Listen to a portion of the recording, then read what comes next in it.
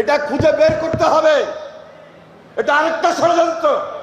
এই ষড়যন্ত্র বাংলাদেশের বিরুদ্ধে, এই ষড়যন্ত্র বাংলাদেশের স্বাধীনতা সার্বভৌমত্বের বিরুদ্ধে।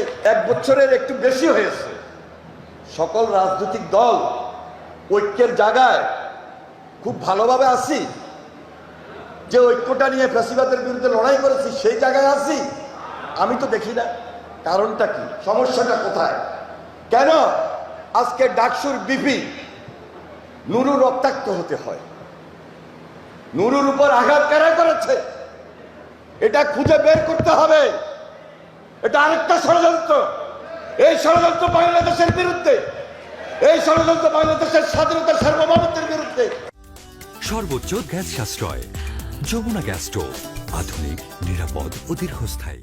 এই ষড়যন্ত্র, সামনে যে ফেব্রুয়ারিতে নির্বাচন হওয়ার কথা, এই নির্বাচনের বিরুদ্ধে জামাত ইসলামীর নেতা এখানে রয়েছেন, জেলা আমির, ওনার মাধ্যমে কেন্দ্রীয়ভাবে জানাতে চাই, ঐক্যের মধ্যে যদি বিন্দুমাত্র পাটল সৃষ্টি হয়, সুযোগটা ফ্যাসিস্ট দিবে, ফ্যাসিস্ট গ্রহণ করবে।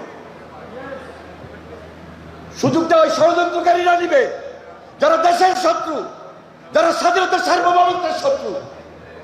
তাহলে আজকে জুলাই আন্দোলনের যে প্রজন্ম, জুলাই আন্দোলনের যে রাজনৈতিক দল, সবাই মিলে যে ঐক্যের জায়গায় ছিলাম, সেই ঐক্য আবারও আমাদের মধ্যে দৃঢ় ঐক্য সৃষ্টি করে এই বাংলাদেশকে রক্ষা করতে হবে। এটা নৈতিক দায়িত্বের মধ্যে পড়ে। কারণ আজকে আওয়ামী লীগ বসে নেই, পার্শ্ববর্তী দেশ বসে নাই, হাজার হাজার কোটি কোটি টাকা পাচার করেছে। সেই টাকা দিয়ে আজকে জাতিকে অবরুদ্ধ করে রেখে ষড়যন্ত্রের বীজ নতুনভাবে বপন করে আমাদের এই নির্বাচনকে বানচাল করে দিতে চায়।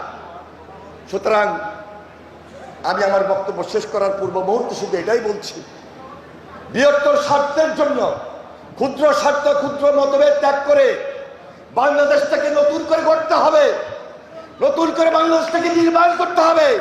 আর সেই নির্মাণের ক্ষেত্রে আমি মনে করি বাংলাদেশ জাতীয়তাবাদী দল যে 31 দফা দিয়েছে সেটি প্রধান, সেটি অনেক গুরুত্ব বহন করে।